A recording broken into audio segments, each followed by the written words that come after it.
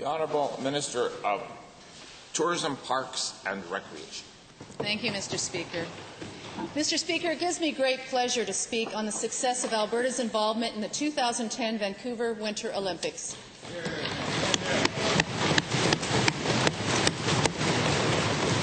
These Olympics will long be remembered as the Games that sparked Canadians' sense of national pride in perhaps a way we had never experienced before. And Mr. Speaker, before I go any further, I'd also like to recognize Shannon and say welcome, Shannon, and great job, great job.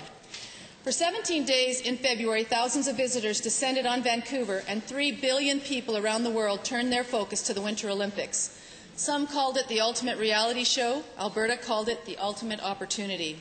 Unlike Nagano, Beijing, or Torino, Vancouver is next door, and this was a rare opportunity to promote our beautiful province and do business on a world stage.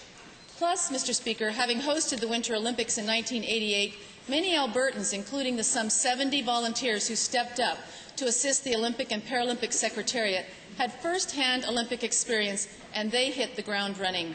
As the head of our Olympic Secretariat, Russ Tynan, once said, "If you've never done the Olympic Games, you'll never understand the opportunity of the Olympic Games."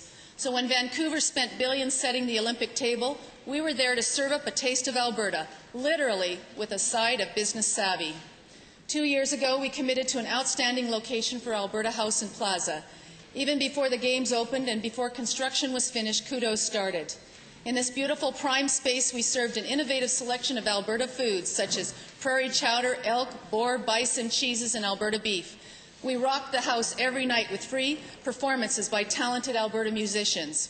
I'd like to commend my colleague, the Honourable Minister of Culture and Community Spirit, and the staff in Arts Branch for ensuring that so many talented Albertans could travel to Vancouver and Whistler to participate in the Cultural Olympiad and entertain thousands at our venues.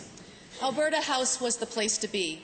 Canadian Olympic medalists and celebrities like Wayne Gretzky dropped by to celebrate with us in the crowd. And for Alberta businesses, it was the place to meet and host events, a place to develop new opportunities and relationships. I'd also like to make mention of the 166 lucky young Albertans we hosted at Alberta House. Thanks to our Olympic Secretariat and the ADCO Celebrating Excellence program, 2 kids in grade 4 to 12 from each Alberta constituency and their parents won a flight to Vancouver, attending an Olympic event, and had dinner at Alberta House. Mr. Speaker, I'll never forget their smiles as they sat on Alberta House wearing red hockey jerseys and enjoying a meal prepared by Executive Chef Brad Smoliak.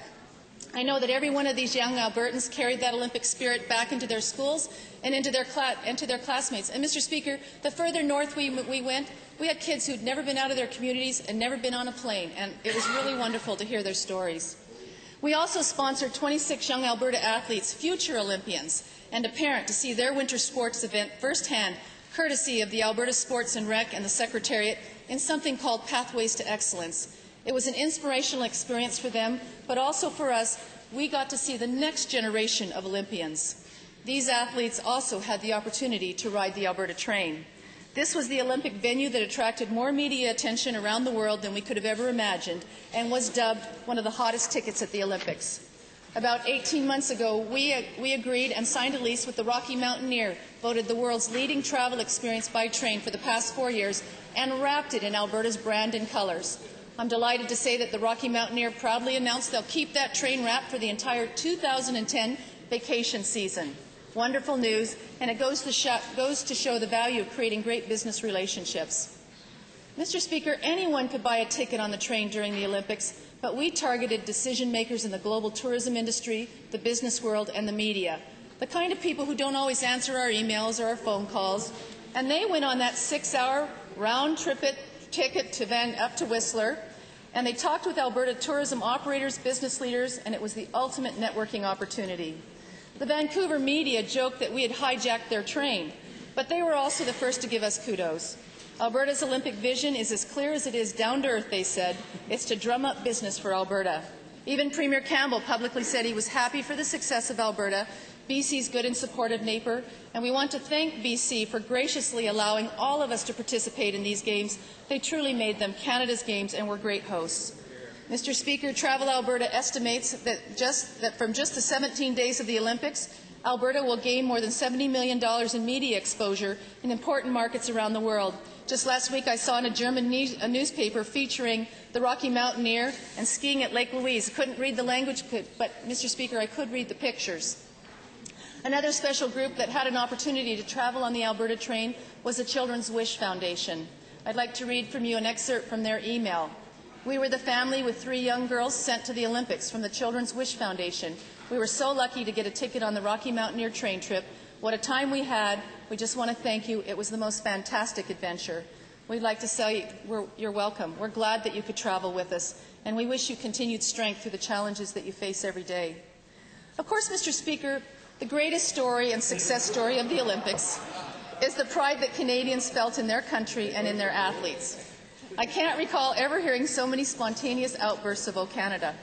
From Alex winning the first gold medal, to our men's hockey team winning the last, to our women's hockey team, to our curlers, skaters, skiers, snowboarders, and sliders, whether they won medals or represented our country to the best of their ability, we're fiercely proud of all of our athletes and the sacrifices they made to represent this country. These Olympics will be remembered as a turning point for Canada, not only for our medal count, but for recognition. It's a great point of pride for Alberta that more than half of these Canadian athletes live, work, or train in Alberta. And it's because government has made the investment necessary to maintain and upgrade legacy facilities. I don't know that we can ever thank our athletes, our volunteers, or our artists enough, but on behalf of this Assembly, I'd like to extend our deep gratitude and congratulations to everyone who committed their time, energy, and talent and heart to proudly represent Alberta and Canada at one of the world's most recognizable events. Just over a week ago, the Olympic men's gold medal hockey game was shared by 22 million Canadians, and the second that goal crossed the line to win gold, we felt it echo across this nation. Mr. Speaker, I'm very proud, and I know that we were all proud to represent the province of Alberta, but the one thing that I will take away from these games was how proud I felt to be a Canadian. Thank you, Mr. Speaker.